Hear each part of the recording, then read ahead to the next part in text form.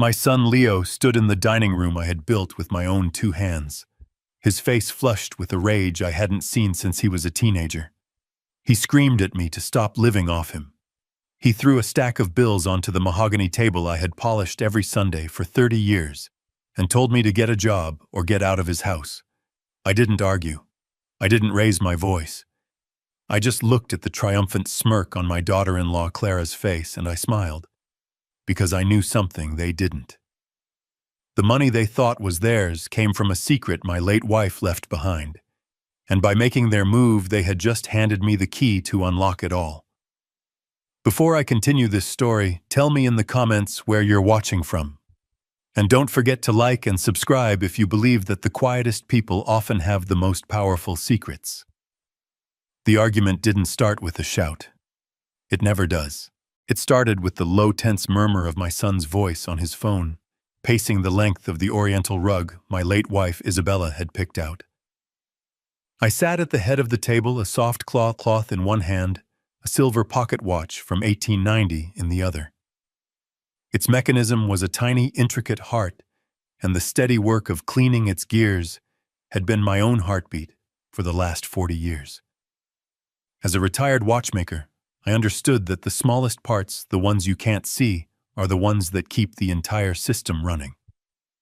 My family, it seemed, had forgotten that. Leo hung up the phone with a sharp click and turned his eyes, landing on me as if I were the source of the pressure he felt. "I can't believe this," he said, his voice tight. He snatched the stack of mail from the sideboard and slammed it down on the table. The pocket watch in my hand felt suddenly heavier. Property taxes, the electricity bill, the insurance premium. Each item was announced like a charge in an indictment. "Do you have any idea how much it costs me to keep you in this house?" I placed the watch down carefully on its cloth, my hands steady. A lifetime of working with delicate springs and gears teaches you a kind of stillness. "Leo, we've talked about this. The house is..." He cut me off. "The house is a drain, Dad. You and your things." He waved a hand at the room at the grandfather clock in the corner that Isabella and I bought on our 20th anniversary, at the collection of antique barometers on the wall. "Your expensive hobbies. Your life." Clara, his wife, glided to his side. She was a vision in cream-colored cashmere, a masterpiece of curated elegance. She placed a hand on his arm, a perfect portrait of a supportive wife. But the look she gave me over the rim of her wineglass, that was a different story. It wasn't sympathy. It was victory. That's when he screamed it. The words echoed off the high ceilings.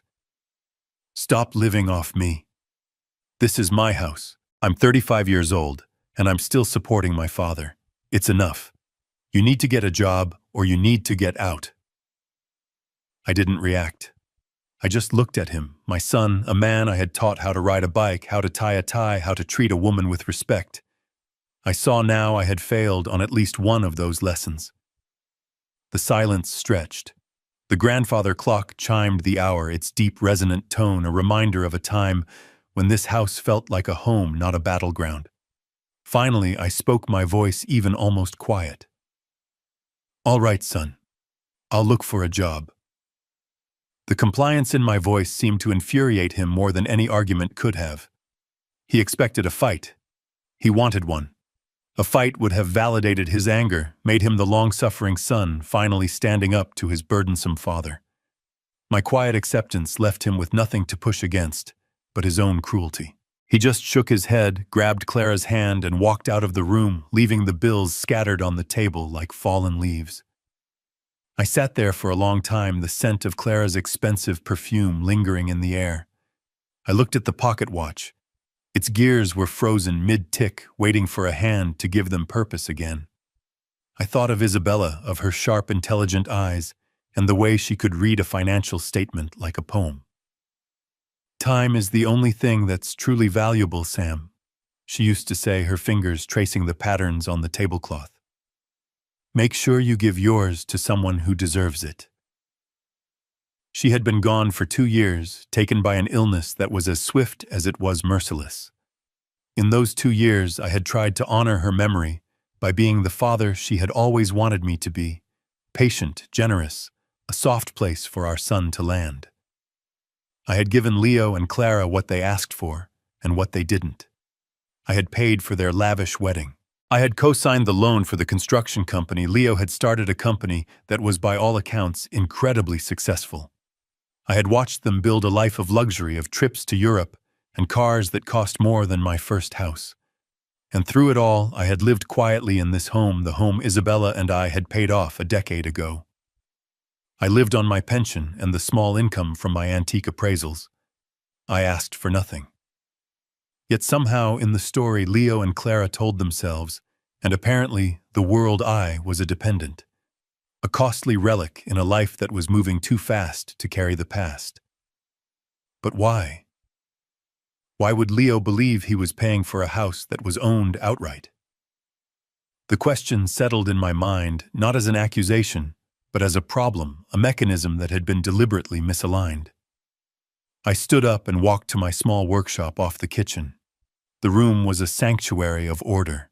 Tiny drawers labeled with the names of watch parts tools laid out in perfect formation, the smell of oil and old wood.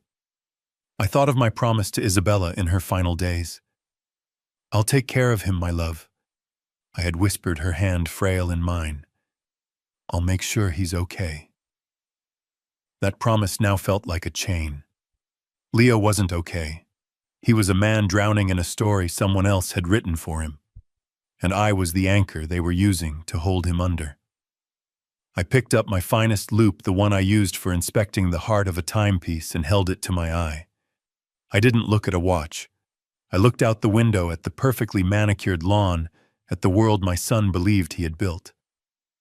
It was time, I realized, to take a closer look at the gears. It was time to see who had really been winding the clock. The first step in dismantling a complex machine is to understand its power source. My son Leo believed he was the power in our family. My daughter-in-law Clara believed she controlled the switch. I decided to let them believe it just for a little while longer. Theatrics are not my style, but I understand the value of a quiet stage. The next morning, I did exactly what I said I would do. I went out to look for a job. The act itself felt like a costume I was pulling on. The worn tweed jacket I hadn't touched in years, the slightly stooped posture of a man asking the world for a chance he no longer believes he deserves. I walked into a small consignment shop downtown, a place called the Gilded Sparrow, filled with the ghosts of other people's lives, silver tea sets, dusty paintings, and yes, a glass case of watches that hadn't ticked in a generation. The owner, a woman named Mrs. Gable with kind, tired eyes, remembered me from the old days when I'd occasionally appraise a piece for her. I didn't tell her the whole truth. I just said I was looking to keep my hands busy. She offered me a position 3 mornings a week polishing silver and doing minor repairs. The pay was barely enough to cover a week's groceries, but the wage wasn't the point. The point was the performance. That evening I told Leo and Clara about my new job. Leo was on his laptop at the dining table, barely looking up. "That's great, Dad," he said, the words automatic, dismissive. "Good to see you're taking this seriously." Clara offered a smile that was all perfectly polished teeth. "We're so proud of you, Sam. It's important to stay active." The condescension was so thick I could have cut it with a knife. They saw a defeated old man, a problem that was beginning to solve itself. They had no idea that while I was polishing someone else's tarnished silver, I was really sharpening my own tools. The house was mine. The deed was in a safe deposit box with my name and my name alone on it. Isabella and I had made the final mortgage payment on a rainy Tuesday in May 10 years ago. We celebrated with cheap champagne and a promise to never owe anyone anything again. So the question wasn't about ownership. It was about the narrative. Why did my son, a man who managed million-dollar construction projects, believe he was paying for a house that was free and clear? The answer, I suspected, was locked away in a file cabinet in an office downtown. I called David Chen the next day. His voice hadn't changed in 30 years, calm, measured, with an undercurrent of dry humor that always made me feel like the world was slightly less chaotic than it appeared. "Sam," he said, a genuine warmth in his tone. "It's been too long. I was so sorry to hear about Isabella." "Thank you, David. I need to see you. It's about her financial arrangements." "Of course," he said, no hesitation. "My door is always open." "How's 3 o'clock?" David's office was a sanctuary of dark wood and old books. It smelled of paper and quiet certainty. He greeted me with a firm handshake and gestured to the leather chair opposite his desk. He didn't rush with small talk. He just waited, a legal pad and a fountain pen ready, a craftsman waiting for the client to describe the broken machine. I started at the beginning. The Sunday dinner. The bills on the table. Leo's words. "This is my house." David's eyebrows rose slightly over the rim of his glasses. He made a note. He believes he owns it. He believes he's paying for it. All of it. He thinks I'm a financial burden he's been carrying for years. David put his pen down. He looked at me for a long moment, and I saw something shift in his eyes, not just surprise, but a dawning sad understanding. "Sam," he said slowly, "I think I know what this is about. Isabella came to see me about a year before she passed. She was worried." He stood and walked to a tall file cabinet, pulling open a drawer with a soft sigh. He returned with a thick blue folder. He opened it on the desk between us. "She loved that boy, Sam. You know she did. But she wasn't blind. She saw his pride. She saw how much he wanted to feel like a success, especially around Clara." He slid a document across the desk. At the top in bold letters it read, "The Isabella Trust." "Isabella knew you'd paid off the house," David continued, his voice gentle. "But she also knew Leo needed to feel like he was the provider. It was important to his sense of self, however fragile it was. So she created an illusion." I stared at the pages, a complex web of legal and financial language. David translated. "It turned out that after we paid off the mortgage, Isabella had taken out a small, strategic reverse mortgage on the property. She combined that money with a significant portion of her own inheritance money I never knew she had, and established the trust. It was an investment fund managed by a discreet firm in another state. The trust was designed to generate a substantial monthly income," David explained, tapping a column of figures. "That income was funneled through a holding company, a shell corporation essentially, and then deposited into a joint account that Leo believed was tied to his own investment portfolio. He thought it was his success, his smart plays in the market. He never knew the source. The air left my lungs.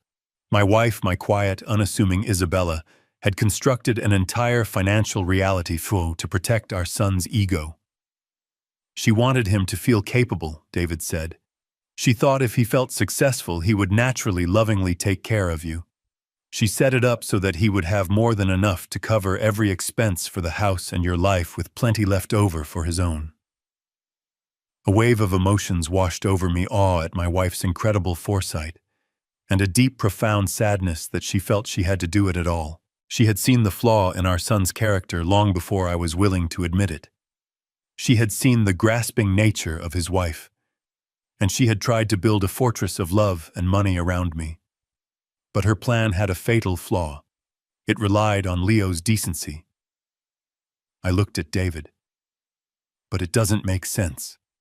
If he has all this money coming in, why is he screaming about bills?"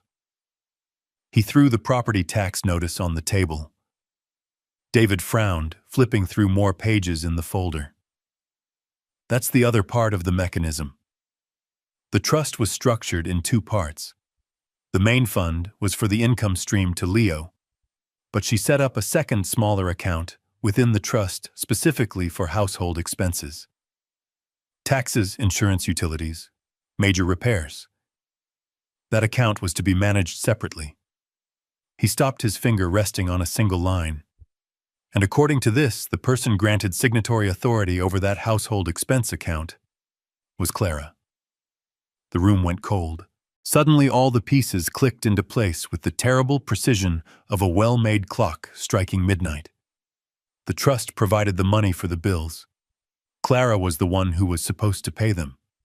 But the bills weren't being paid from that account. That money was going somewhere else. And the pressure, the financial strain Leo was feeling was completely artificial. It was a fiction designed by his wife. She wasn't just a passenger in this. She was the architect. She was bleeding the household account dry, letting the smaller bills pile up on Leo's desk to create the impression of a burden, all while convincing him that his success was enough to carry it all. She had turned my wife's gift of security into a weapon of manipulation. I stood up and walked to the window, looking down at the street where people moved through their lives, unaware of the quiet wars being fought in offices like this one. My grief for Isabella was suddenly sharp and fresh, mixed with a white-hot anger that had a new, specific target. This wasn't just about my son's arrogance anymore. This was about his wife's calculated theft. I turned back to David. What do we do? He closed the folder with a soft, final sound. First, we get our own papers in order. We trace where every dollar from that household account went. And then he looked me straight in the eye. We let them continue to believe you are a weak old man who needs to be managed. We let them make their next move. Because people like that Sam, they always overplay their hand. I stared at the documents spread across the polished surface of David's desk. The numbers swam, then sharpened into focus. An illusion. My wife, my practical, quiet Isabella, had built a grand and loving illusion for our son. She had seen his desperate need to be a self-made man, a titan in his own story, and instead of fighting it, she had funded it. She had built him a stage, painted the backdrop, and then stepped into the wings, letting him believe the applause was for a play he had written himself. The scale of it, the sheer breathtaking audacity of her love left me speechless. For a moment, all I felt was a profound ache for her, for the silent weight she must have carried. But then the gears in my mind began to turn, clicking past the grief and into the cold, hard logic of a mechanism that is out of alignment. I looked up at David, the question forming on my lips, before I even knew I was going to ask it. But David, if the trust was generating that much income for him, why was he throwing utility bills in my face? He was screaming about property taxes. Those aren't small amounts, but they're nothing compared to the figures you're showing me here. David's expression, which had been one of somber sympathy, tightened. He didn't answer right away. Instead, he flipped deeper into the blue folder, his finger tracing a line down a page filled with dense legal text. That, he said slowly, is the other part of the machine. The part I think you need to see. He turned the document around. It was a subclause, an appendix to the main trust. It detailed the creation of a separate secondary account. Its purpose was stated in Isabella's typically clear, no-nonsense language for the sole purpose of maintaining the property at 112 Oakmont Drive, including but not limited to property taxes, insurance, utilities, and major repairs. The account was funded automatically, a generous quarterly transfer from the main investment fund. The money was there. It had always been there. And who, I asked, my voice barely a whisper, was in charge of that account? David didn't have to say a word. He just tapped his pen on a single name listed as the sole administrator, the person authorized to make payments and withdrawals. Clara. The name on the page seemed to radiate a sudden intense cold that spread from my fingertips through my entire body. It wasn't just shock. It was the sickening physical sensation of a deep and profound betrayal finally revealing its face. It all made a terrible, perfect kind of sense. The puzzle box I had been turning over in my mind for months, for years, finally snapped open. Clara had control of the expense account. The money was available. But the bills Leo was seeing, the ones that fueled his resentment, weren't being paid from it. The pressure he felt, the belief that I was a financial weight dragging him down, was a carefully constructed lie. She was letting the small debts accumulate to create a false crisis, a stage for her to play the role of the supportive wife to a burdened husband, all while turning him against his own father. And the money from the expense account, it was vanishing, siphoned off into the life of luxury she wore so effortlessly. I leaned back in the chair, the leather groaning under my weight. The image of her at the dinner table placing a comforting hand on Leo's arm flashed in my mind. The look of victory in her eyes. It wasn't just because her husband had put his difficult father in his place. It was the look of a predator who had successfully isolated her prey from the herd. My son wasn't just ungrateful. He was a pawn in a game he didn't even know he was playing. He was a puppet, and his wife was pulling the strings with the very money his mother had left to protect me. The issue wasn't a lack of love or a failure of character on Leo's part alone. It was a systematic, calculated deception. A long con being played out in my own home with my son as both the beneficiary and the victim. I stood up from the chair and walked to the window, looking down at the city moving below. The anger I had expected to feel was absent. In its place was something else, something heavier and more solid. It was the cold, clear certainty of a watchmaker who has finally identified the single broken gear that is threatening to destroy the entire timepiece. This wasn't a family drama. This was a hostile takeover. And the woman who had smiled at me with such pity in her eyes was not my daughter-in-law.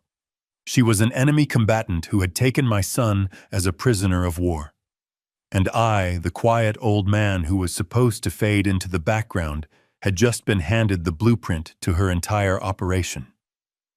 The work of a watchmaker is a conversation with time. You learn its language. You understand that a spring coiled too tightly will eventually break. A gear that moves without resistance will strip itself bare. For 2 years, I had watched the mechanism of my family spin faster and faster, wound by greed and deceit, and I had done nothing. Now sitting in David Chen's quiet office, I finally understood. It was my job to regulate the machine. It was my job to stop the spring from breaking. I started my new position at the Gilded Sparrow on a Tuesday. The air in the shop was thick with the scent of beeswax and old paper.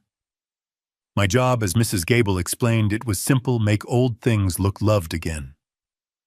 I spent the morning with a soft cloth and a jar of silver polish working the tarnish from a set of ornate Victorian spoons. The slow, repetitive motion was a comfort.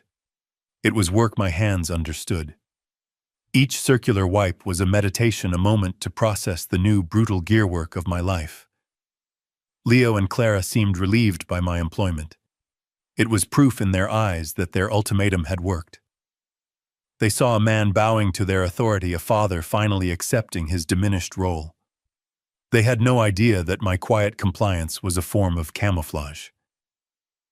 While they saw me polishing silver, I was actually studying the fine, intricate details of their deception. On my second day, a gentleman named Arthur Finch came into the shop. He was in his late 70s, with a sharp suit that had seen better decades, and eyes that missed nothing. He was a retired forensic accountant who now spent his days hunting for undervalued antiques.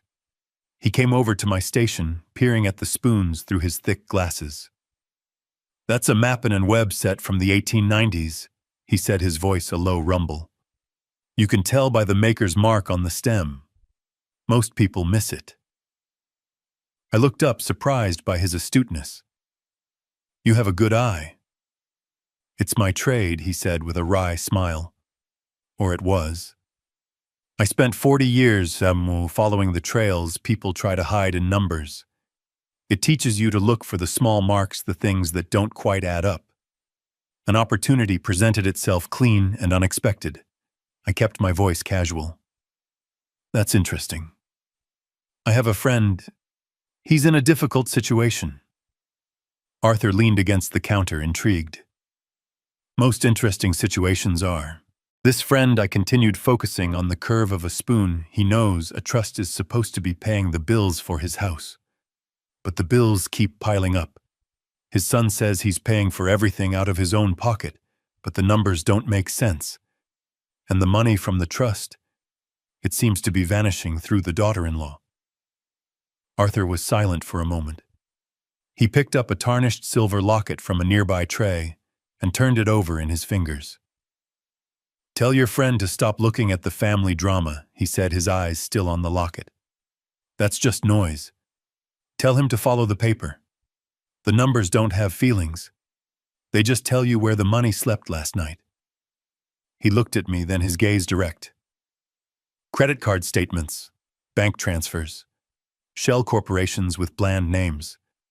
People who move money deceptively are rarely creative. They rely on the fact that no one is looking closely enough. Tell your friend to find someone who will." He placed the locket back on the tray and nodded once, a silent acknowledgement that our conversation was more than hypothetical. He knew. That evening I relayed Arthur's advice to David Chen over the phone. A quiet excitement entered David's voice. "He's right, Sam. Give me a week. I'll hire a private financial investigator. We'll find the accounts. We'll find where the money slept." While David began to turn over the legal stones, Clara began to redecorate. Her confidence, now absolute, was on full display.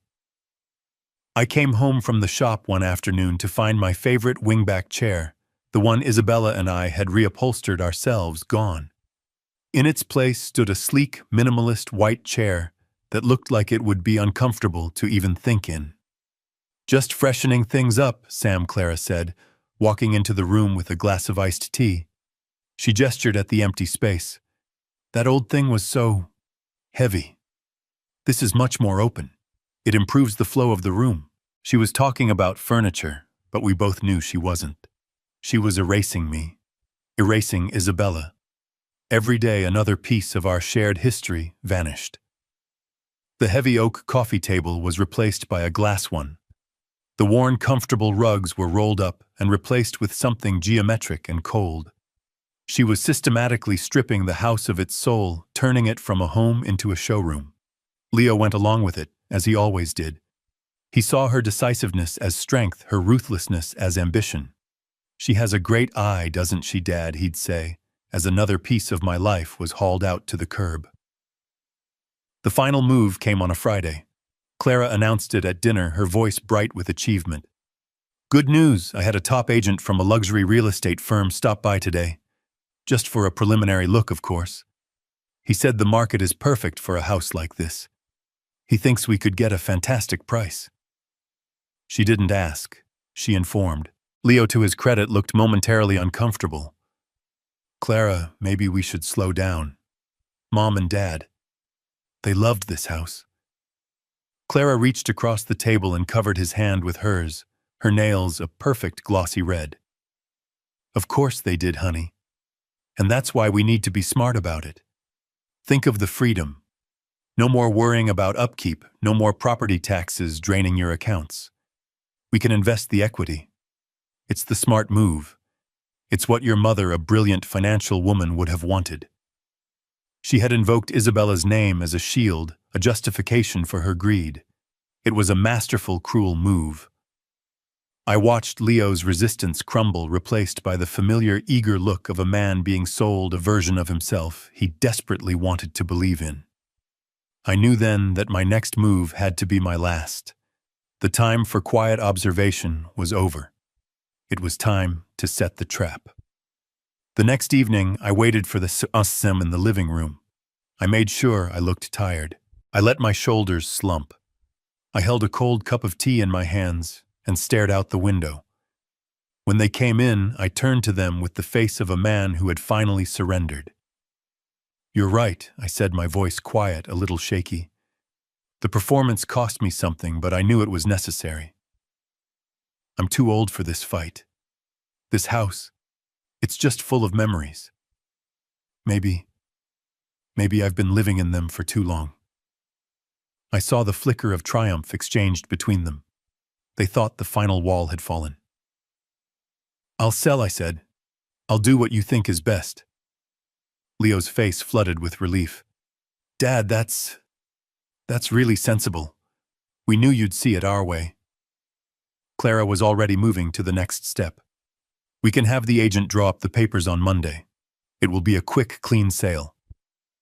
I held up a hand, a gesture of weary finality. Just one thing, I said. I have one last request. They waited, indulgent now, granting a final wish to the vanquished.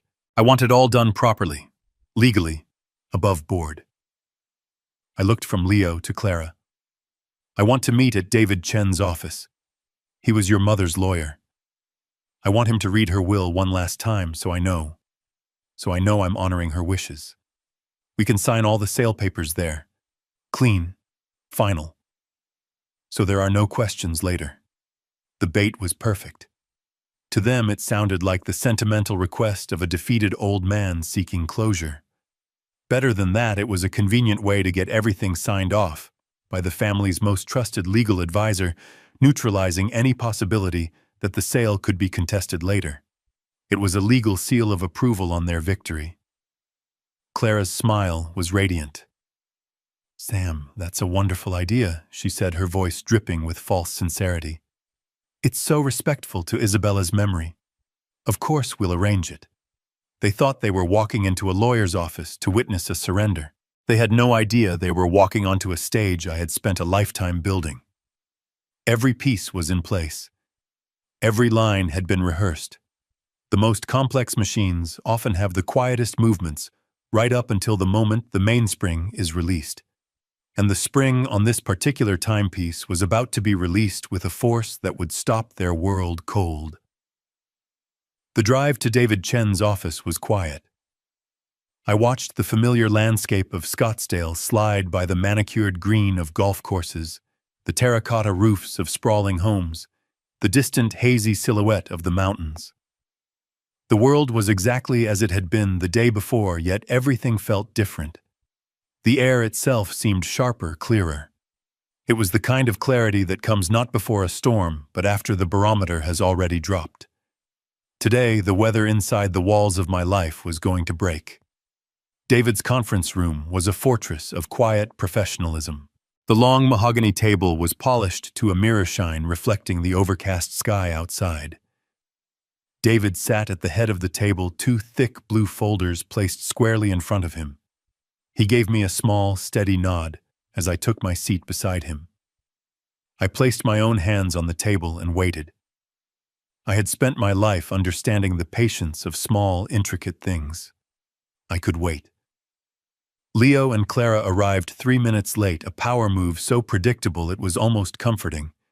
Leo wore a suit that was a shade too sharp, the kind of armor a man wears when he expects a battle but is certain he'll win. Clara was in a tailored black dress, a single severe pearl necklace at her throat. They were a portrait of success, of control. They sat opposite us, their smiles tight and professional. "Thank you for arranging this, David." Leo began, his voice smooth. "We just want to make this as painless as possible for Dad. A clean transition." Clara nodded, her expression a careful blend of sympathy and resolve. "We've found a lovely apartment for him, garden level, with excellent amenities. And the buyer for the house is ready to close as soon as the paperwork is signed. It's a very generous offer." They laid out their plan with the brisk efficiency of a corporate presentation. The sale of the house. The equity being placed into a managed account, their managed account to take care of my future needs. The move into the small, manageable apartment. It was a neat, tidy package, a life boxed up and labeled for storage. I said nothing. I let them fill the room with their reasonable, logical, suffocating kindness. When they finished, a satisfied silence settled. They looked at me expecting a final weary sigh of consent. Instead, David Chen cleared his throat. "Before we discuss any sale," he said, his voice calm and steady, "there are a few items from Isabella's estate that need to be clarified for the record." He opened the first blue folder. The sound of the paper sliding across the table was the only noise in the room. Leo's smile faltered for a fraction of a second. "Isabella's will was quite clear, David. We've been through this." "Have we?" David asked gently. He turned a page. "Let's start with your income, Leo. Your construction business has been remarkably successful these last few years, hasn't it? Leo straightened his tie, a flicker of pride in his eyes. We've done well. Indeed, David said. He slid a bank statement across the table. So well, in fact, that your personal investment account has received a direct deposit of over $50,000 a month every month for the past 10 years. I watched the color drain from my son's face. Clara went very still. That's my portfolio's performance, Leo stammered. Is it? David slid another document over. It was a flowchart, lines and boxes mapping the flow of money from a numbered trust in Delaware through a holding company called IS Holdings and directly into Leo's account. Because according to the Isabella Trust, the source of that income isn't the stock market, Leo. It's your mother. She funded your entire lifestyle. Your cars, your vacations, your suits, your wife's jewelry. Her love for you was so vast, she built you a golden cage and convinced you that you had forged the bars yourself. Leo stared at the paper, his mouth slightly open.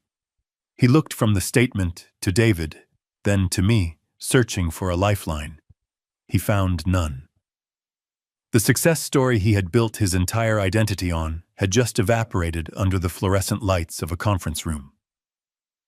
Before he could find his voice, David opened the second folder.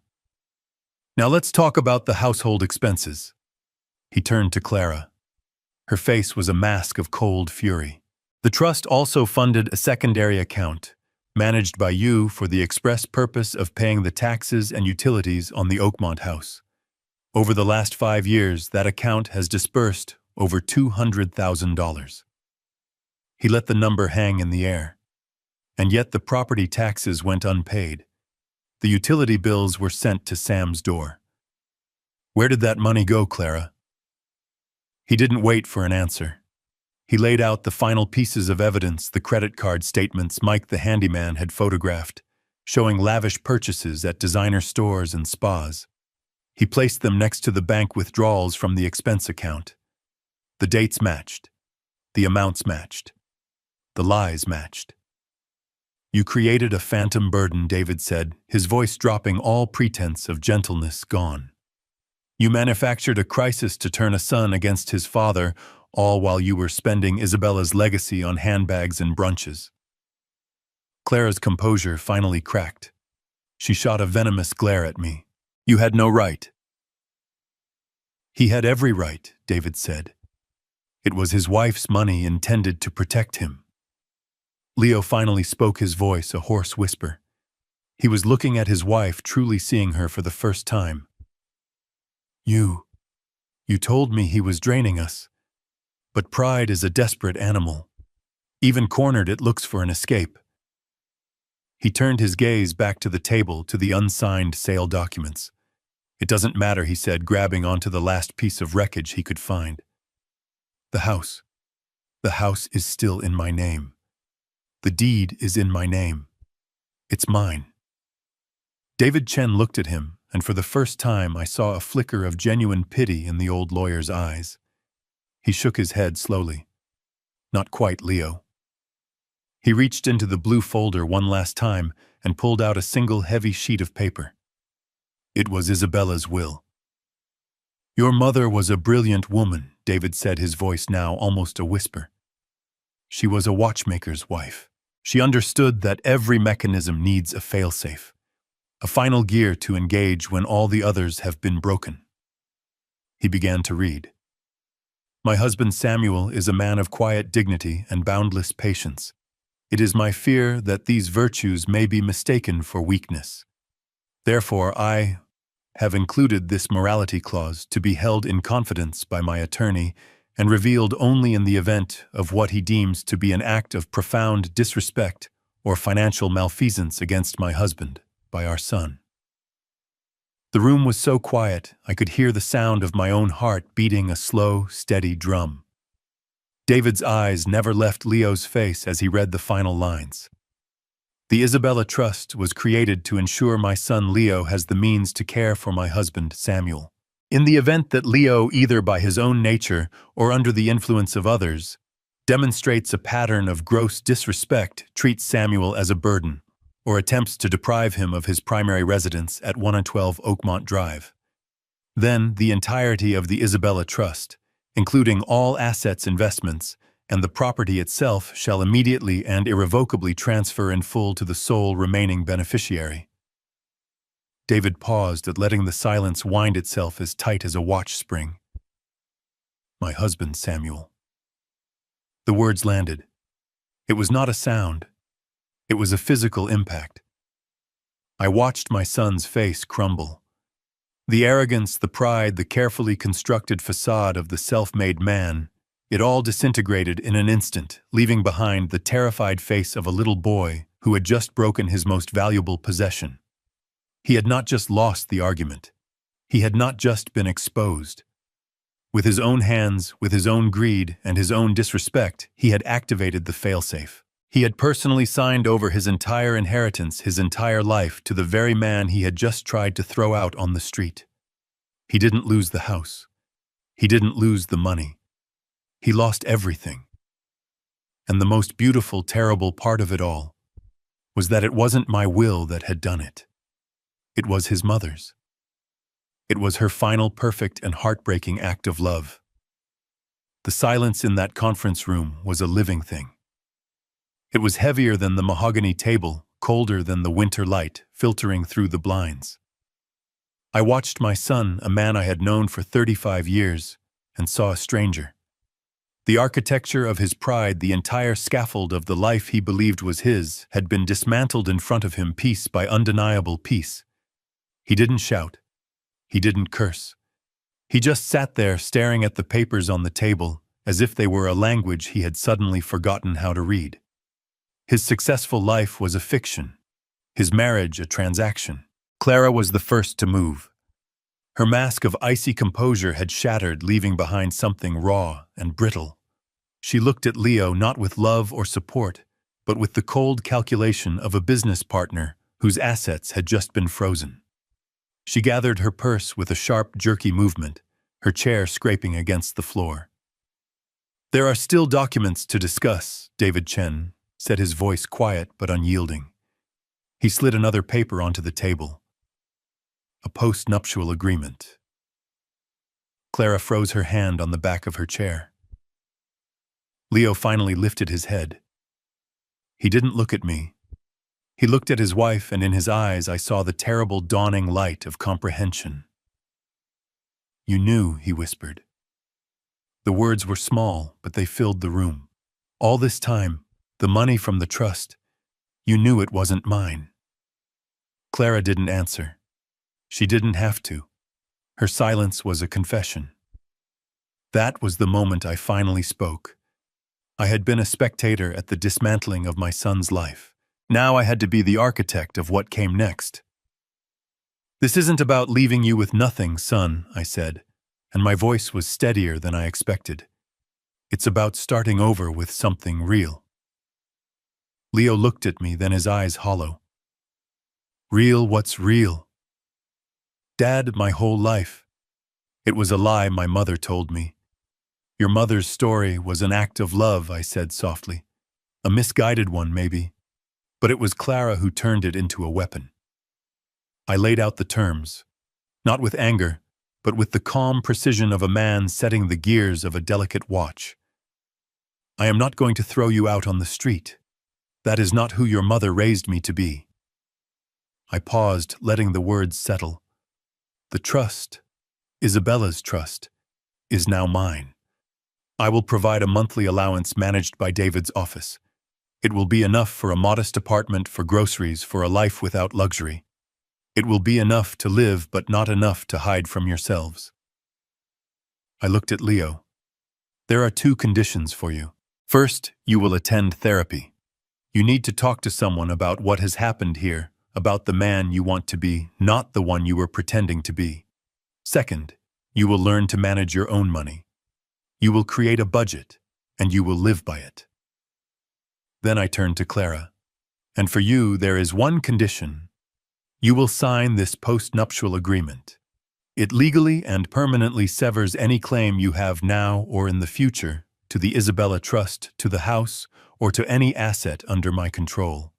If you refuse, I looked from her to Leo, the allowance stops. The support ends. You will both be left with exactly what you have earned. Clara stared at the document as if it were poison, but she was a pragmatist above all else. With a hand that trembled almost imperceptibly, she reached for the pen. The months that followed were quiet. The legal papers were signed. Leo and Clara moved into a small 2-bedroom apartment across town. The grand life they had known evaporated like morning fog. I heard from David that Leo had started seeing a therapist. I heard from others that Clara was looking for work. I did not call them. The clock was ticking now, and its hands were their own. I spent my days in my workshop. The small, quiet room became my world. The familiar scent of lubricating oil, the soft click of tweezers on brass, the focused pool of light from my lamp on the workbench. This was my peace. I was recalibrating my own life, finding my balance in the patient, honest work of my hands. 3 months after the meeting, there was a soft knock on my workshop door. I looked up from the timepiece I was assembling. Leo stood in the doorway. He was thinner. The expensive suit was gone, replaced by a simple button-down shirt and jeans. The arrogance was gone from his posture. In its place was a quiet exhaustion and something else, a flicker of hope. He didn't say hello. He just walked to the workbench and placed a thin folder beside my tools. I brought you something," he said, not quite meeting my eyes. I opened it. Inside was a simple spreadsheet, a budget, his budget. Lines for rent, for utilities, for groceries. A small, carefully calculated amount for his therapy sessions. And at the bottom, a category labeled savings with a number so modest it was almost painful. But it was there.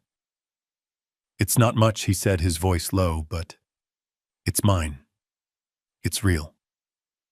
I picked up my watchmaker's loupe and pretended to examine the spreadsheet through it, a small private joke for myself. I put the loupe down and nodded slowly. "It's a good start, son." He finally met my gaze. 1,000 things passed between us in that look, years of misunderstanding, of pain, of regret. But there was also a fragile thread of something new. I gestured to the complex mechanism of the clock on my workbench. "You see this?" I asked, pointing with my tweezers to a tiny, almost invisible gear near the center. "This is the escape wheel. It's one of the smallest parts in the entire clock, but it has the most important job. It controls the release of power from the mainspring. It allows the energy to move forward one tick at a time in a controlled, deliberate way. Without it, the spring would unwind all at once in a chaotic, destructive mess." I looked at him. "Honesty, Leo. Accountability. The things you're learning to do now, they are this gear. They are small, they are not glamorous, but they control everything. You get this part right," I said, tapping the spreadsheet with my finger, "and the rest of the machine, the rest of your life, has a chance to keep proper time again." He swallowed hard, and I saw his eyes glisten. He didn't say thank you. He didn't need to. He just nodded, a slow, deliberate movement that was more meaningful than any word.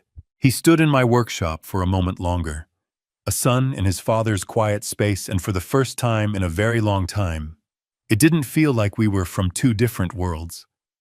It felt like we were two craftsmen standing before a broken, beautiful machine, finally ready to begin the slow, patient work of repair. When kindness is mistaken for weakness, the strongest response is not loud anger, but a quiet, meticulously planned correction. True power lies not in enabling entitlement, but in strategically setting boundaries to reclaim your dignity and teach a hard lesson about the real value of respect. Share your thoughts on this story in the comments below. Like this video and subscribe for more stories about quiet strength and earned respect.